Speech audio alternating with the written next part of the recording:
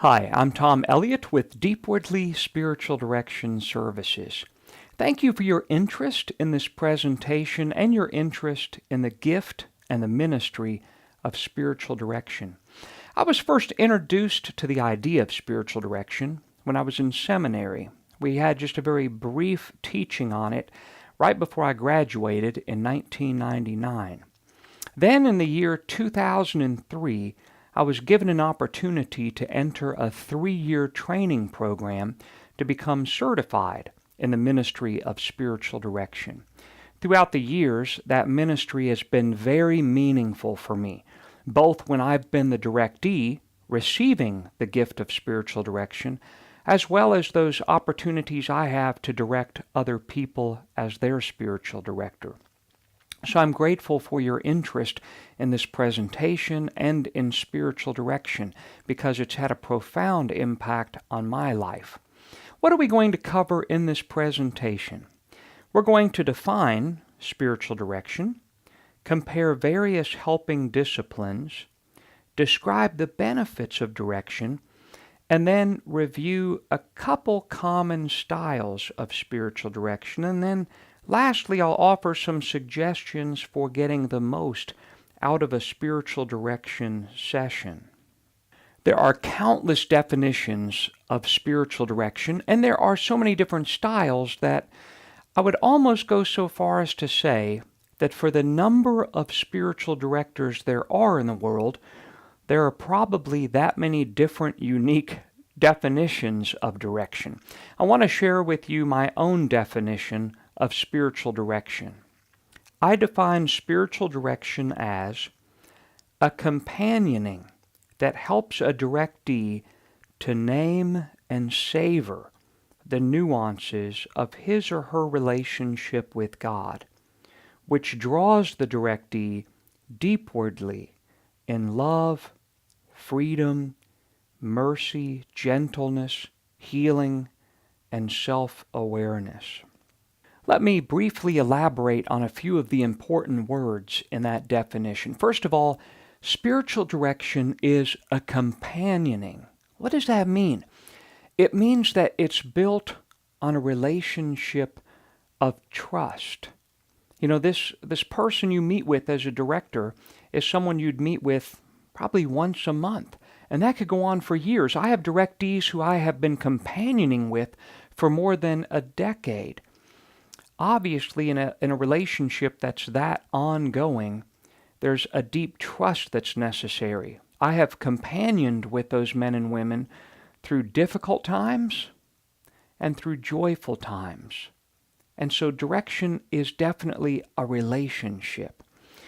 Also, direction invites a person to name and to savor the nuances of their relationship with God. In other words, it invites a directee to really be aware of the heart stuff, to be aware of the affective movements of their heart, because that's where God is intimately, deeply present, moving within the consolations and the desolations that we experience.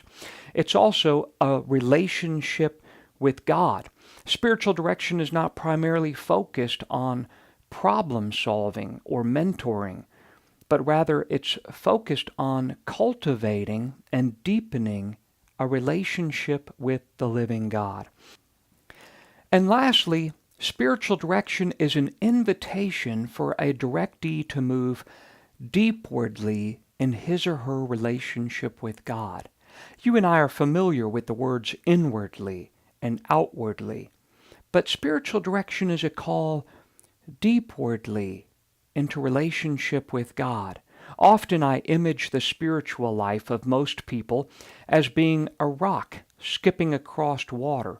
It's almost as if we don't quite know where to settle. So one day's prayer is different than the next day's prayer, which is different than the next day's prayer.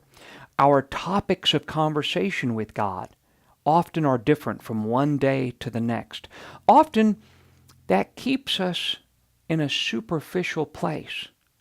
Every day we simply talk to God about whatever is happening maybe on the surface of our lives, but spiritual direction helps that rock to slow down and stop and begin sinking deeper in what's most important in our hearts. It's a movement deepwardly in faith, hope, love, gentleness, freedom, mercy, self-awareness, and healing. William Barry and William Connolly, in their famous book, The Practice of Spiritual Direction, write this: "We define spiritual direction, then, as help given by one person to another, which enables that person to pay attention to God's personal communication to him or her, to respond to this personally communicating God, to grow in intimacy with this God, and to live out the consequences of the relationship. The focus of this type of spiritual direction is on experience, not ideas." So that's another definition of the ministry of spiritual direction. I want to share one other with you. This comes from Sister Maureen Conroy. In her book, Looking into the Well, she clarifies our understanding of spiritual direction, writing, "The primary goal of spiritual direction is to help individuals grow in a personal relationship with God. Specific purposes are to assist people to recognize, pay attention to, and respond to God's specific self-communication in life, prayer, and relationship. To savor, relive, and enjoy the affective touches of God. To notice differences that take place because of their affective experience of God. To explore God's seeming absence. To recognize, explore, and uncover areas of resistance, darkness, and unfreedom that prevent an individual response to God's presence.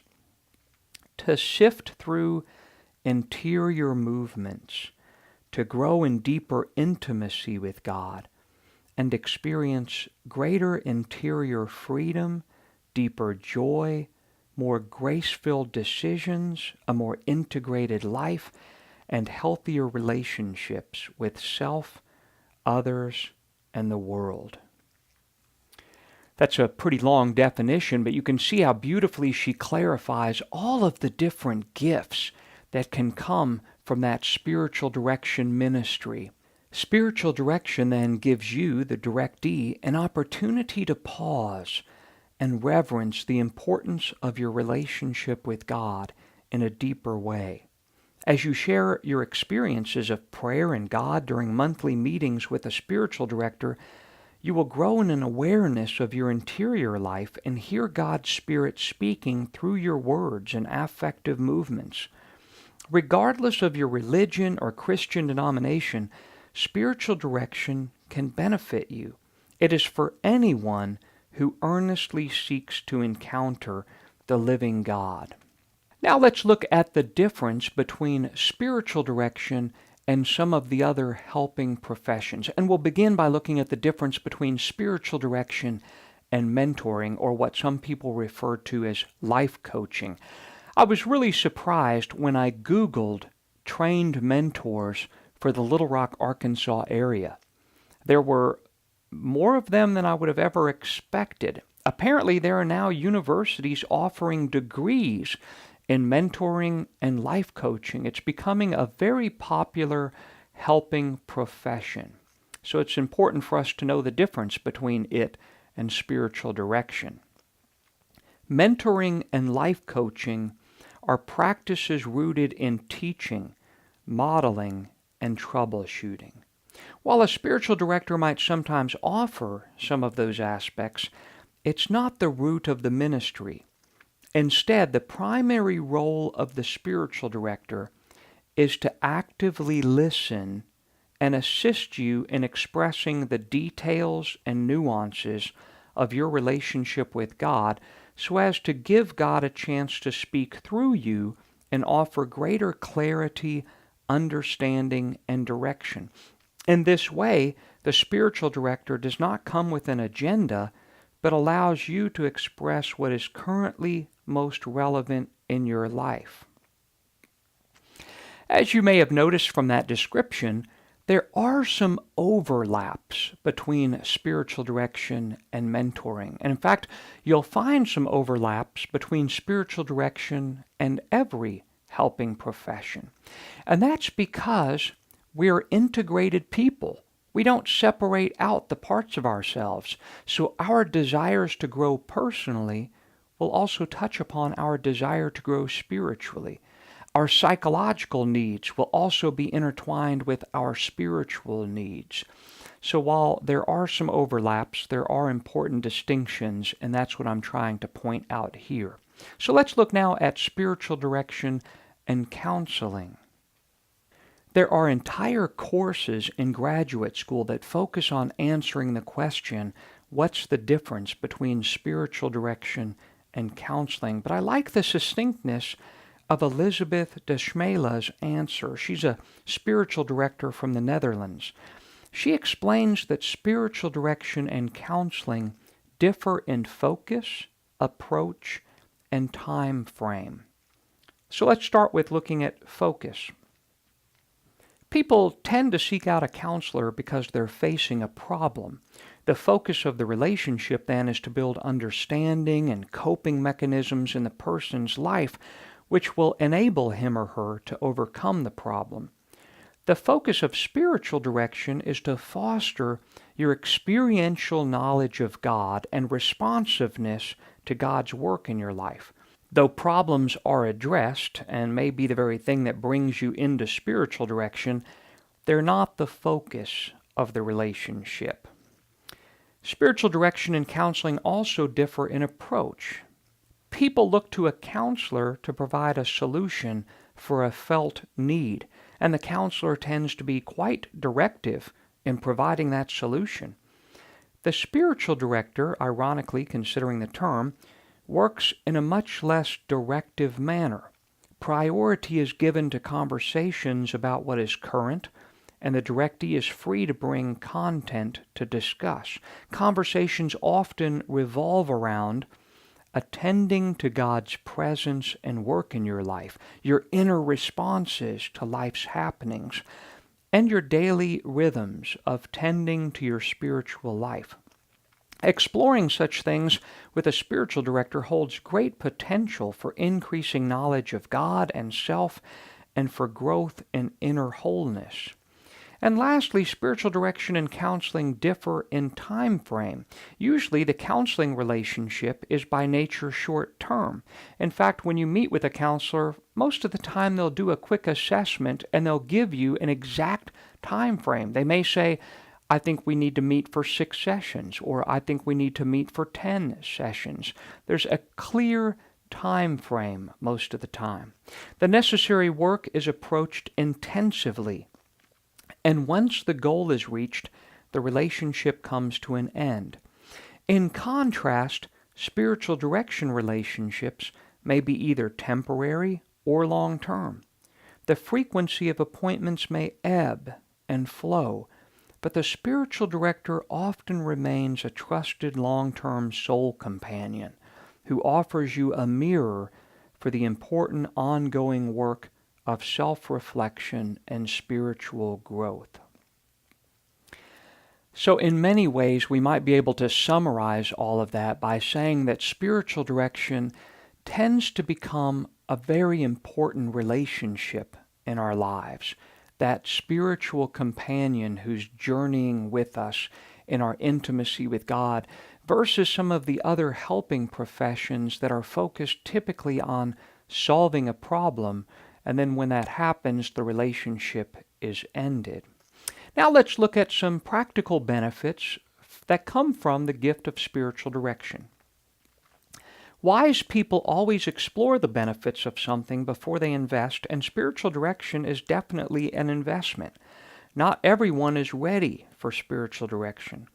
Those who are ready and who will benefit the most from spiritual direction are men and women who desire to know and experience God's presence and love, share and process through prayer experiences, learn more about prayer, grow in self-identity and self-acceptance, discern God's will, grow in inner freedom, heal wounds from the past, grow in self-awareness, share and process grief, anger, joy, hope, desire, etc., and address particular habitual sins. Now let's look at some popular styles of spiritual direction. As I mentioned earlier, there are probably just as many styles as there are directors out there in the world. But we can make one particular important distinction in the styles of spiritual direction, and that is the difference between a didactic style and the evocative contemplative style. Let me describe those. The didactic, or sometimes referred to as directive style, consists primarily of the spiritual director teaching various methods of prayer, offering spiritual homework, and prayer suggestions. Whereas the evocative contemplative or non-directive style consists primarily of the spiritual director helping to facilitate or evoke the directee to name and savor his or her experience of prayer and God so as to hear God's Spirit speaking. So we might be able to image the difference between these two styles of direction as, in the didactic style, it'll probably be the Holy Spirit speaking through the director to the directee about different things. In fact, the percentage of conversation might be pretty 50-50, that both people are talking quite a bit during the session. Whereas in the evocative contemplative style, the director says very little. The director simply helps the directee to name, savor, and to talk about the different nuances in his or her relationship with God so as to give the Holy Spirit a chance to speak through him or her. So it'll be the Spirit speaking through them most of the time rather than through the director, with the hope that at different moments they may have some aha moments in which they clearly see how God has been at work and they're more free to respond to God's love in their life. Now let's look at some helpful tips for spiritual direction. First and foremost, pray. I love what Barry and Connolly say about this. They say, religious experience is to spiritual direction what food stuff is to cooking. Without food stuff, there can be no cooking. Without religious experience, there can be no spiritual direction. So it's really important for someone who's going to spiritual direction to be praying. Now, they may be struggling in prayer, but they at least have a deep desire to be praying and to be growing in their prayer life.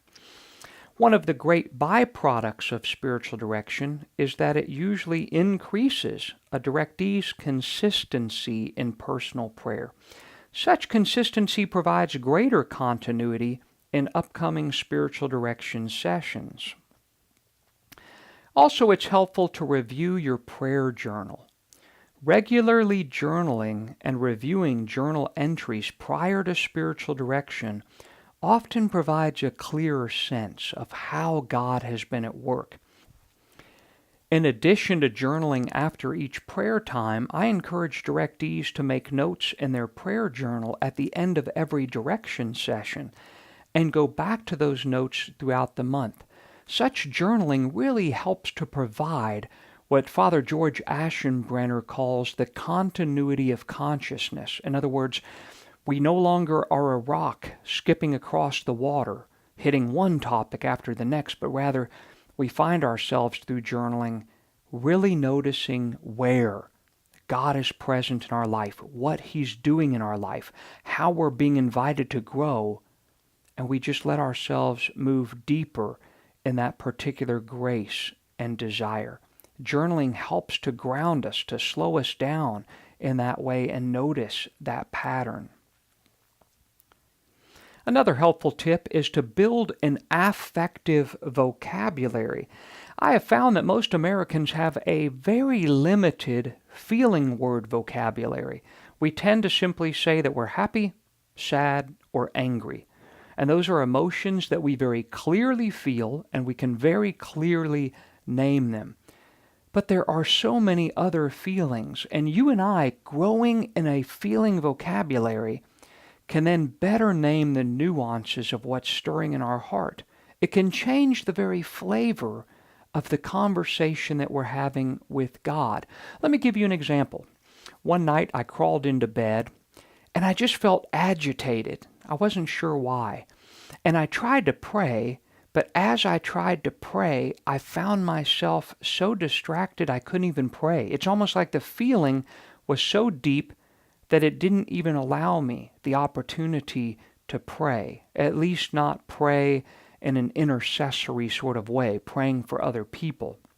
So I got up, I went to my prayer chair, and I sat down. I was frustrated, and I said, God, what in the world is going on?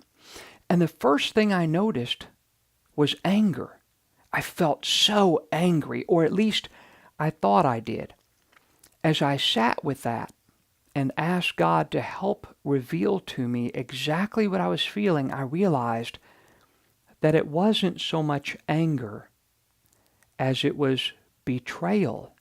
Now, there's a difference between anger and betrayal. Had I sat there trying to talk to God about anger, I may not have gotten very far.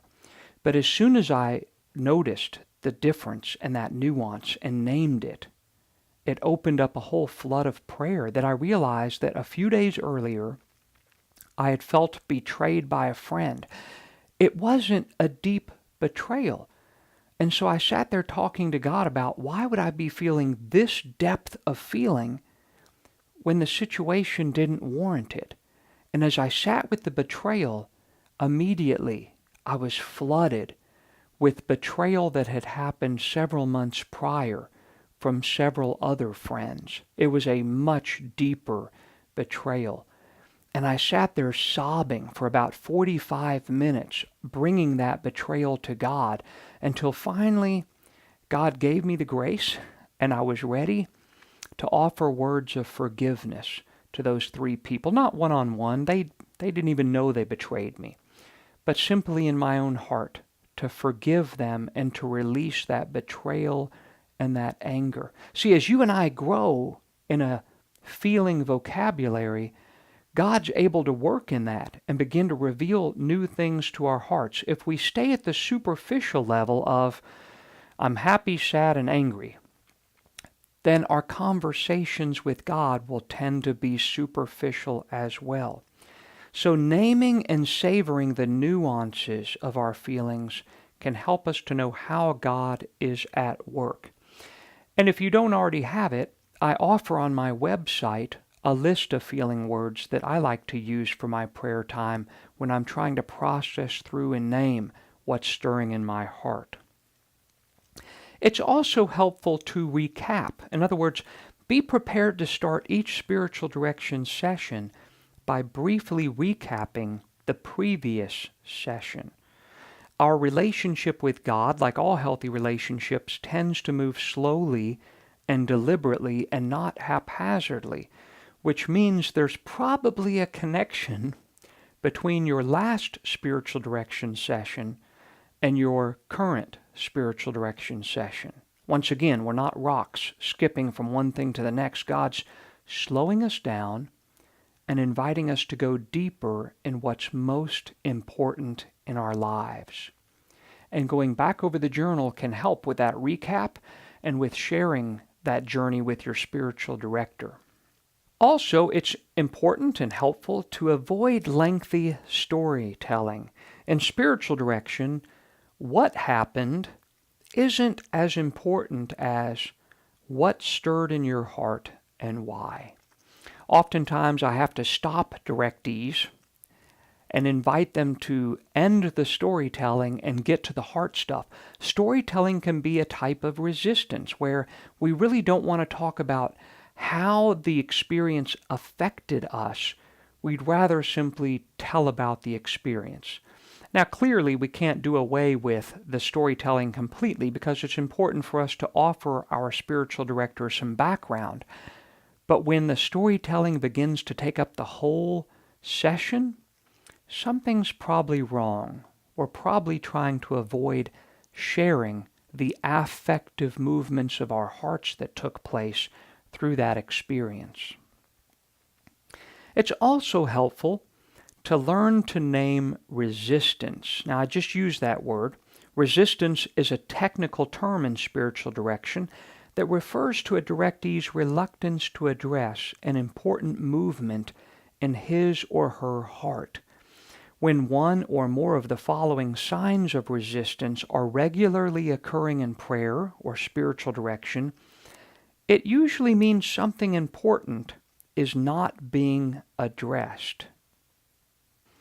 Being self-preoccupied, having a constantly cheery, emotionally unnuanced experience of prayer, saying the same thing over and over, session after session, frequently falling asleep in prayer or spiritual direction, avoiding prayer, regularly missing appointments or rescheduling them, repeatedly being late to spiritual direction, and avoiding talking about prayer experiences with the director.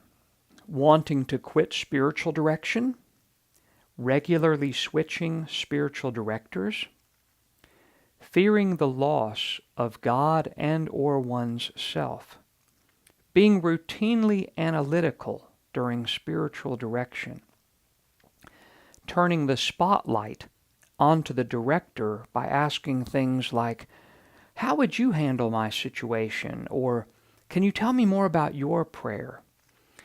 And lastly, routinely reading from one's prayer journal during direction. Regardless of how those signs of resistance manifest themselves, they almost always cover up fear. And so if we want to pierce through our resistance, we can ask questions like, what am I most deeply fearing right now? Or we could ask the question, what am I not wanting to talk to God about right now? Or what's the thing I most want to avoid talking to my spiritual director about right now? Those types of questions can help pierce through the fear and invite us to a new place of freedom. I hope you enjoy this presentation on spiritual direction. If you're thinking about getting a spiritual director, then review this slide entitled The Benefits of Spiritual Direction and see if some of the things listed here are things that your heart is really desiring right now at this time in your life. So if you're interested in beginning spiritual direction, then I'd invite you to courageously reach out. If that's with me, then great. You know my contact information. It's on my website, www.deepwardly.com, or there are other resources like the National Association of Spiritual Directors. You can go to their website and find a spiritual director in your area. Thank you again so much for your interest in this presentation. May God bless you.